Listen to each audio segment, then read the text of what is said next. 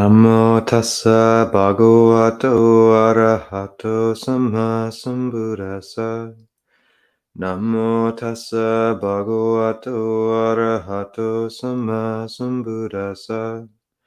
Namo tassa bhagavato arahato samma sambuddhassa.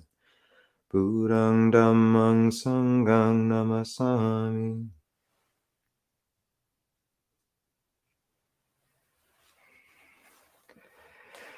Hello, everyone. Welcome to our weekly Clear Mountain Wednesday evening live stream. It's good to see some old and familiar names. And for those who are new to the live stream, just feel free to type in any questions you would like to ask or topics you'd like to discuss. We generally have about 45 minutes, and then at 6:45, we'll move to Zoom for a more intimate and communal discussion.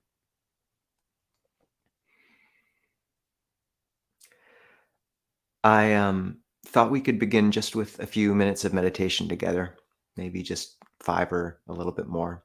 So if people just want to close their eyes for a bit and set their bodies erect.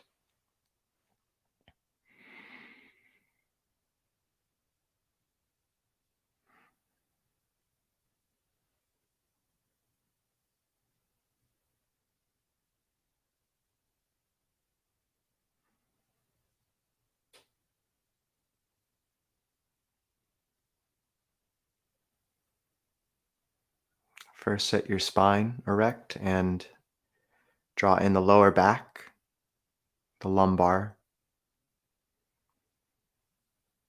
to give your spine a bit of a spring.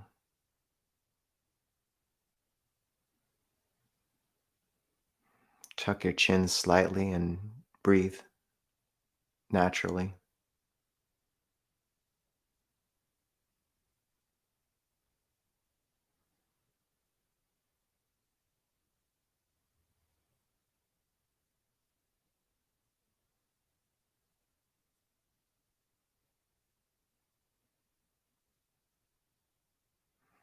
Soften your eyes, your jaw, your tongue, your belly.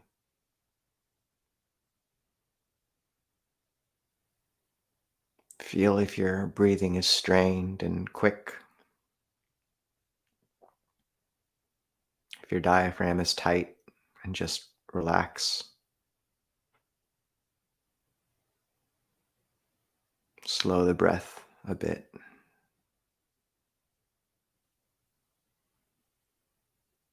And let your awareness drop from your head down to your chest.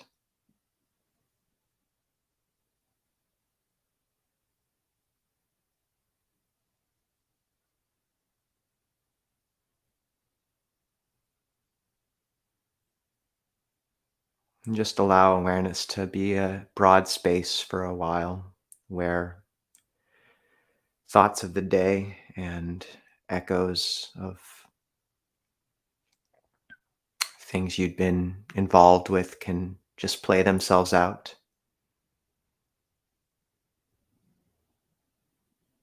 Don't follow them, just let them bounce around. You don't have to kind of crush them, though. And in that broad space of awareness, just give a bit more attention, little by little, to the breath and to a quality of kindness, a soft kindness, a bit like a star radiating or twinkling gently. You don't have to crush the other thoughts, but just raise up, notice the breath and kindness.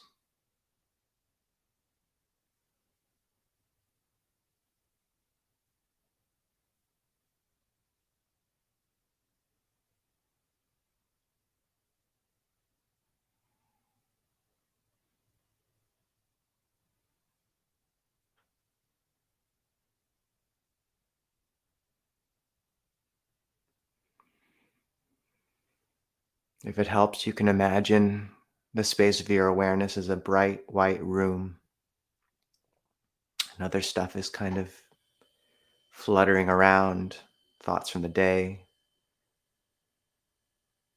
But there's this grace and this breath, which are just the white, bright light illuminating all the other things. And just give your attention to that quality. The mind should feel relaxed, broad, and spacious. And it's okay to let the day echo a little bit. It has a bit of momentum, and that's natural. But you can just let it play itself out.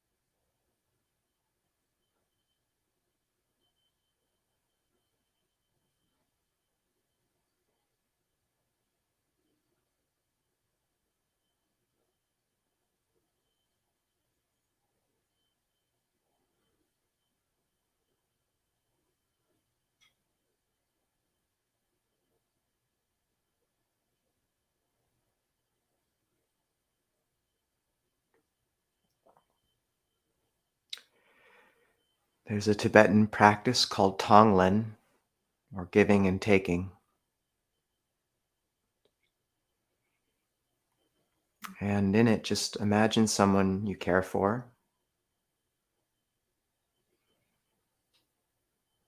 and something difficult they're dealing with, a particular problem or suffering or sorrow, disappointment, a bruising. And on your inhale, take that from them as black smoke, a dark smoke. Breathe it in and have it transform in you, and then breathe out a bright light of care, blessings, stillness, peace, forgiveness, whatever flavor of loving kindness resonates. Give that back to them.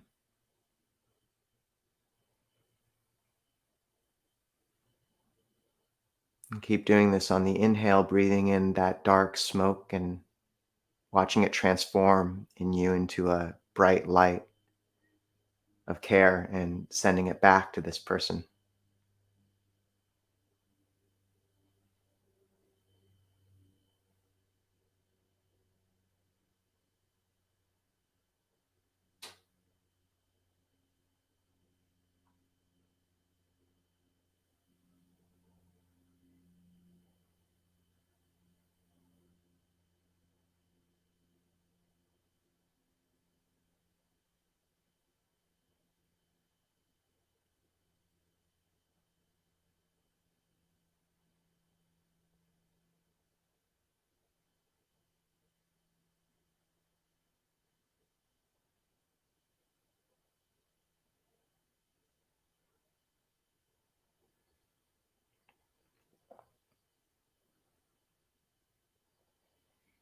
Now take a second to do it for yourself. Breathing in a dark smoke from your heart and exhaling back into your heart light. Taking the disappointment, the anger, the bruising,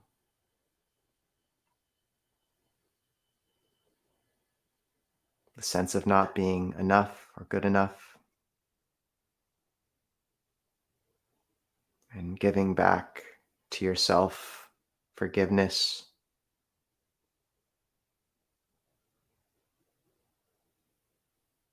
forgiveness,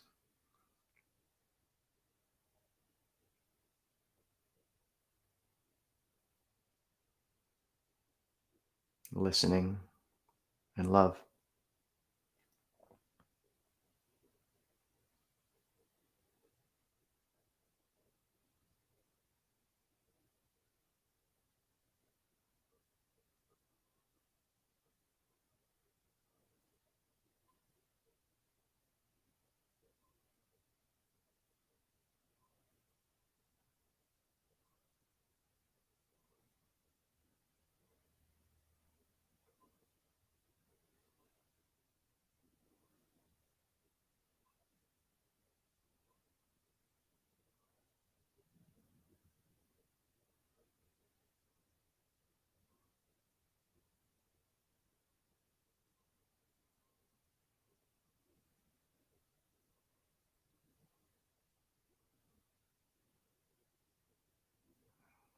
And then just imagine everyone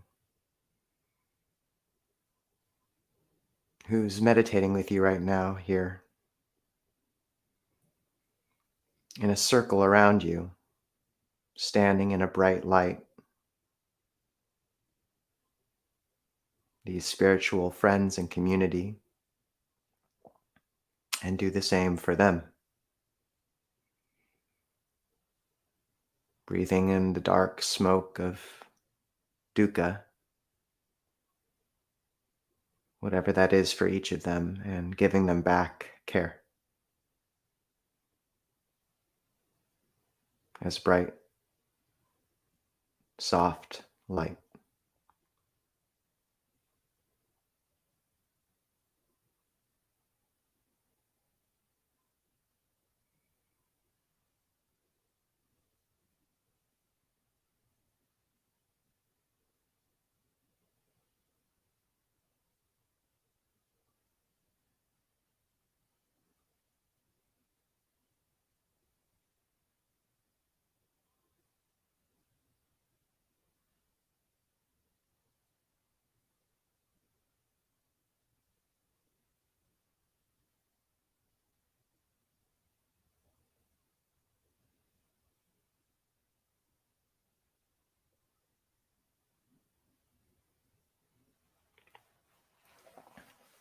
Okay, so you can continue to sit and meditate if you'd like, or you can ask questions.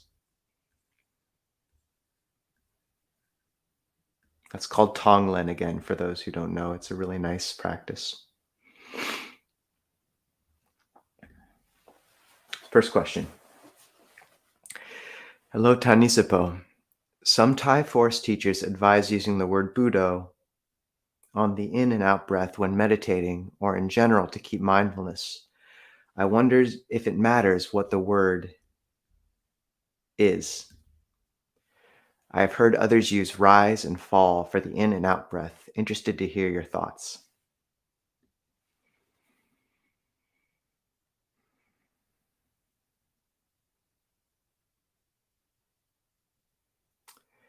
So, for those who don't know, Buddho is a very common mantra in our tradition, and it translates roughly as awake. And traditionally, you attach it or time it to the inhale and the exhale, Bud Do. And you can also time it with other elements or activities in your life, like walking, your footsteps in walking meditation, for example. And mantra practice is a very solid basis. It's frequently referred to as kamatana practice in our tradition, which means a sort of a basis of action. Kama is action, tana is basis. And while that term refers to the whole life of a meditator, we're called kamatana monks. Um, it's also a very useful term specifically for mantra. because as one develops meditation, one will gain an understanding of tiers or levels of practice, which one can apply depending on the state of one's mind. So when the mind's really wild, then walking meditation may actually be the right thing to do. Um, Perhaps even memorizing a chant or reciting a chant while one walks. When the mind gets a bit more quiet, then this mantra may be the right basis, Buddho, Buddho. And when the mind gets very refined, then even that can drop. And one may just be silently with the breath, or at one point, the breath even will fall away and sometimes be replaced by a sense of light or some other sort of object that's refined. Mantra, though, is really useful because it's a very solid foundation. You can keep it going through most of your day. It's reliable. If your basis of mindfulness is, say, the breath, it's easy to lose in the midst of a chaotic day. Whereas a mantra, really, you can keep going a lot. It helps sometimes to have a mala bead, a sort of prayer chain, a prayer necklace, which one can recite as one touches the beads. And I know people who keep these in their pockets and just in spare moments, they'll recite them. One teacher I know says that there's two ways to achieve calm. One is, I can tell you to relax, and you can try to relax. The other is to make you do pull-ups until you fall to the ground exhausted, and then you'll be more relaxed than you've ever been. And that can sometimes be the root of kamatana mantra practice, is you recite this word Buddho, say, until it really just, you can't do it anymore, and you just stop. And the mind will be very still and exhausted, but in a good way, just silent. You can see this manifest in walking meditation too. If you do walking meditation back and forth for a long time, frequently you'll come to a point where you just can't really walk anymore, and you just have to stand and then sit. And when you approach concentration, unification of mind in that way, it can lead to a really solid sense of immersion. And for many people, that is the fastest route. As to the word, anything is okay, works. I actually know one teacher, Ajahn Suchat, who we have an interview with him on this YouTube channel. He's an amazing teacher.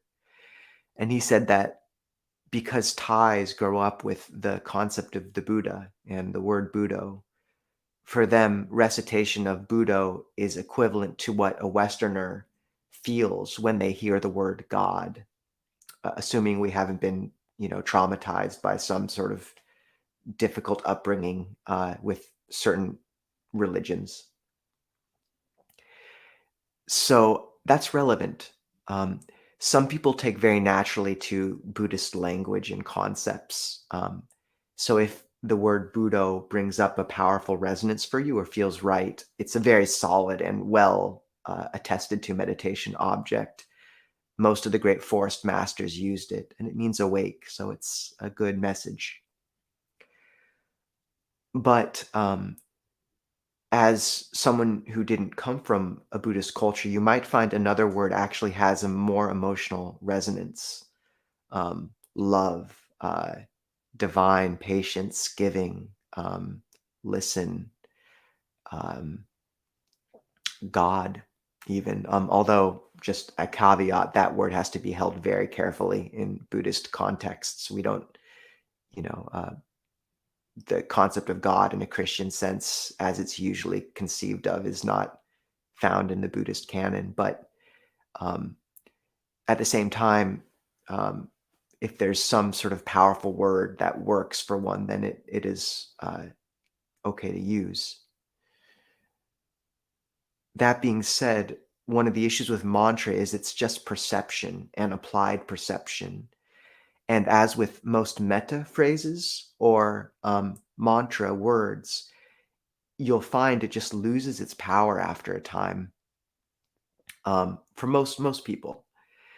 And one of the real benefits of breath meditation is that it is a wellspring of energy and fuel, in a sense, um, which the defilements can't block easily.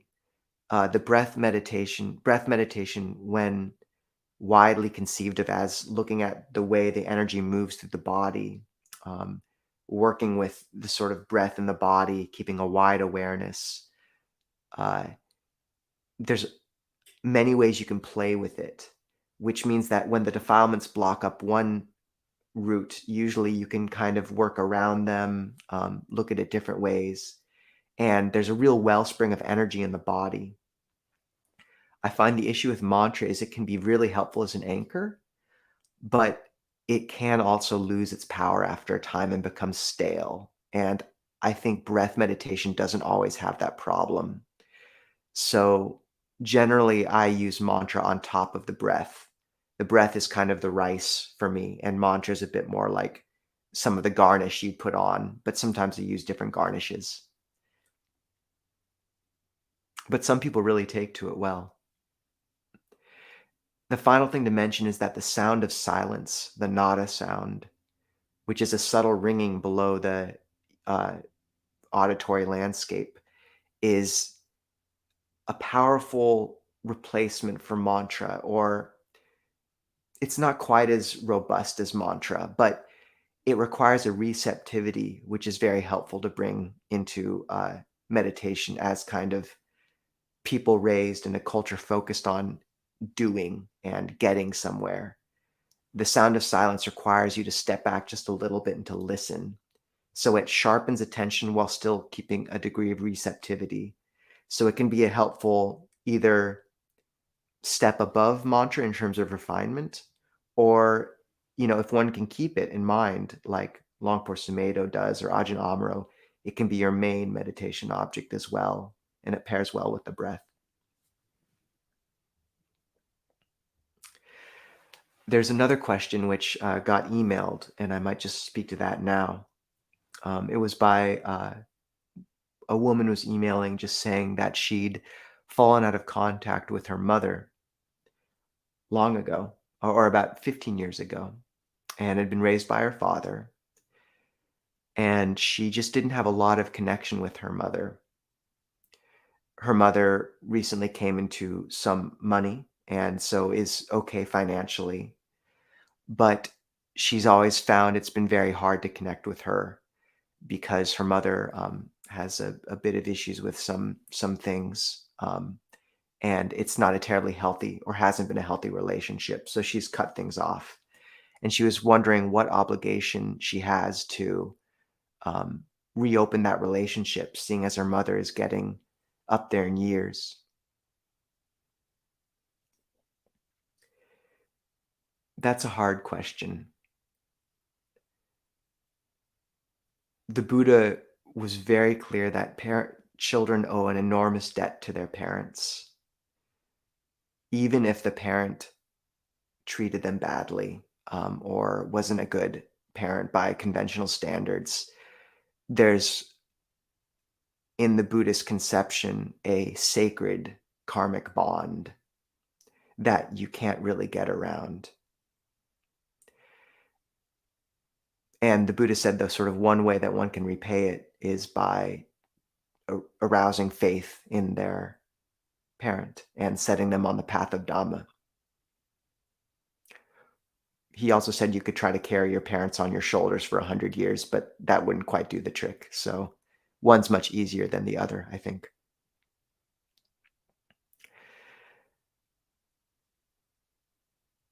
That being said, there's a need for boundaries. And you know, it's the terrible irony that those who we're closest to, sometimes those karmic bonds that you're born into in terms of a family aren't karma's not always karma of love. Sometimes you're bound to people by conflict, and many families are characterized by that flavor, actually. And if that's the case, it's useful to remember that you aren't doing that parent or that loved one any good by giving them a recipient for these negative karmic habits. By allowing them to express those habits unhindered, you're allowing them to reinforce those habits and create more suffering for themselves in the future and for yourself.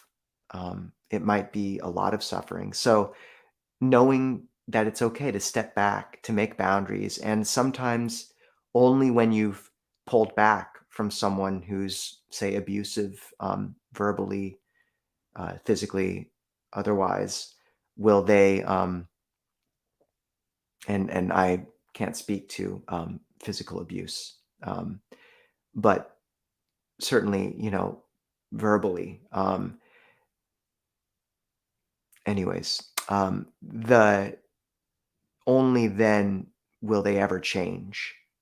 So there's a real need to draw back and protect yourself. Ajahn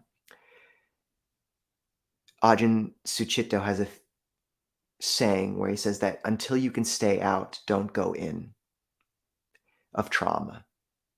So, and it relates to the dynamic between samatha and vipassana, concentration or unification of mind and insight,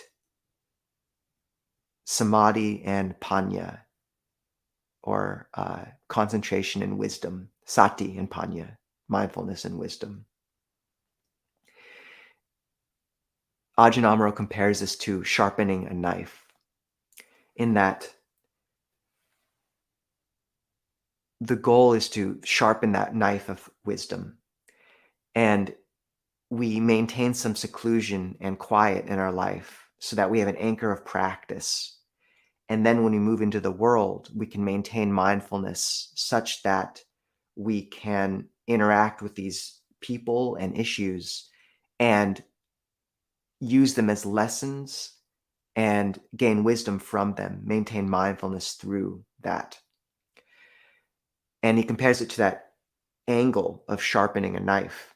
If the angle is too shallow and you're constantly retreating into your own little shell, then the knife never gets sharp. But if you don't maintain a solid practice, a daily meditation, quiet, stability, unification of mind, and you're just completely jumping into the world and all of its tumult, it's as if you're holding the angle of the knife too sharply and the edge will break. So you need to find just the right balance. And that's where wisdom becomes sharp. And that's where you can maintain mindfulness. And that's something you intuitively have to find both in your daily life, finding that balance between meditation and interaction. But very much also in terms of how far you can reach into a relationship like the one with your mother. Um, the Buddhist view would be that, yes, you owe her something. And if you have the resources internally to approach, even in some small measure, especially since it sounds like you have, or this person has already pulled back enough that you can kind of set the terms for how often you meet or see or how you interact, then the Buddhist idea would be that, yes, open that conduit insofar as you feel safe, see what manifests, and then navigate from there. If you need to cut things off again, then fair enough. But you don't know what will come through that. And there's a very sacred karma there that sometimes you don't know what karma is waiting until you've touched the person again and opened up communication. And only then does that backlog become visible and you see what sort of grace or pain is waiting for you. But it takes bravery to open that connection. And in the Buddhist worldview, you're in debt, no matter how bad they were. So it's worth at least, you know, as long as this person wasn't really bad for you or to you, um, or rather, as long as you feel like you are safe approaching them, I think the Buddhist conception would say that it's worth opening that a little bit and seeing what manifests. In terms of how far you approach such a relationship, finding the right angle of that knife in terms of cultivating, using the relationship to cultivate love, wisdom, that's something everyone has to navigate for themselves. But a good metric is your ability to keep mindfulness in a conversation, to maintain a sense of goodwill, and to see if you're coming out of something feeling really sticky and like you really lost yourself. And if that's the case, then maybe you need to pull back a bit. It's useful to remember that we are all, it's easy to try to be the martyr and to jump too far into certain things or relationships. It's good to remember that we're very sick ourselves. And most of us have spent decades with our minds and hearts a bit like a raw, open wound. And this practice of meditation, of the path, allows it to heal, but it takes time. And just to be careful, like you don't have to jump right into those things. Um, have compassion for yourself too.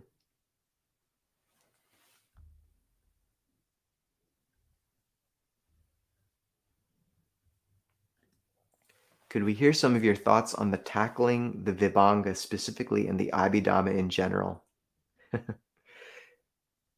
All right. Thank you, Savaku Amaro. So, for those who don't know, the Tripitaka, which is the Pali Canon, the early Buddhist texts that have come down to us from the time of the Buddha in Pali and upon which the Theravada tradition is built. Tripitaka means three baskets. Tri means three, and Pitaka means baskets. Um, the whole Tripitaka consists of about 22,000 pages. It's 12 times the length of the Bible. There's Tripitaka chanters in Burma who it takes them 10 hours a day, 30 days to chant the whole thing from memory. I think there's about 3 in the world who can do this, and they aren't quite as strict in Burma. And I think that if they do that, they get a car and a house. So that doesn't apply to, monastics in our tradition can't touch money or drive or own a house really. So, but anyways, so it's this immense compendium, and it consists of the Sutta Pitaka, which is the collection of suttas or the sayings, the words of the Buddha, the Vinaya Pitaka, which is the code of monastic conduct, and then the Abhidhamma Pitaka, which is the collection of Abhidhamma discourses. And those are generally texts that traditionally it said the Buddha taught them to his mother in one of the heaven realms. And then they came, I believe it said he transferred them basically to the earthly realm later. He would come down and recite what he'd, I think they said the Devas kind of recited them or kept them for later generations to know. I think modern scholarship points to a story a bit more along the lines of this was the attempt of the monastics at the time to systematize the Buddhist teachings. Longpo Pasano, we visited him last fall, and he had this wonderful moment with the group where someone was really trying to pin down something the Buddha had said and said, like, exactly what did the Buddha say about this doctrine? And Ajahn Pasano said, the Buddha didn't teach doctrine. he taught human beings that were suffering. So, how that is relevant here is the Buddha was a doctor giving a remedy to this person and to that person, depending on their illness. And he was unbelievably skilled with that. But what we have in the suttas is accounts of him treating different people, but not a systematized teaching. For example, with language, he was frequently a bit of a poet more than a engineer. Although at times he had that very clear way of delineating things. But there's other times where you can see he's using terms different ways in different contexts, and it's hard to systematize. But the Abhidhamma tried, and what you get is this enormous lists of lists, different ways that different sorts of mind moments that comprise different bright qualities and dark qualities. It's very dry reading. That being said, I think it's gotten a bad rap in Western circles. Ajahn Nisabho has, you can look up his YouTube channel, Ajahn Nisabho. He's up in Arrow River Hermitage in Canada. He's got a 9 or 8-part series on the Abhidhamma, and it's brilliant. He goes into and summarizes very well many of these lists. And the thing is, some of it is over the top to, some of it seems to be a bit much. And at the same time, much of it seems to be genuine insight from unbelievably skilled meditators in the years following the Buddha, who were able to really look at different moments in their conscious stream and pinpoint what comprised each. And it leads to this pretty fascinating study and other lens to look at one's experience. So it can be very useful to study in that sense. Although I'd say that really diving into the whole Abhidhamma would be a big task. It might be easier to look up, say, this lecture series by Ajahn Nisabho, or Bhikkhu Bodhi's done some lectures on the Abhidhamma as well. But there's very interesting points in it. For example, one small insight that you can take from the Abhidhamma is I believe the Abhidhammists specified that greed views sort of the world can't arise in tandem with aversion. They can arise in tandem with greed. Because, if I'm remembering correctly, aversion is too hedonic of a quality. It's too emotional. Whereas greed has this, one sort of attaches or wants the world to be a certain way, and that comes threaded with views. And that's what is the impetus for views. I don't know how true that is. It's not, as far as I know, in the suttas, but it leads to some very interesting contemplation. Just that one point, you know, not that views can't arise with aversion, but is there subtle wanting things to be a certain way that makes us see the world through a lens? That's just one small example. So studying the Abhidhamma, I think it can wait for most people until you've looked into the suttas and read through the suttas, once or twice, the whole thing. I know one Ajahn who recommends reading it 3 times, the whole Sutta Pitaka. But if you are really interested in diving into the scholarship, then there is a place for reading the Abhidhamma, certainly. 5 to 7:30. Be well.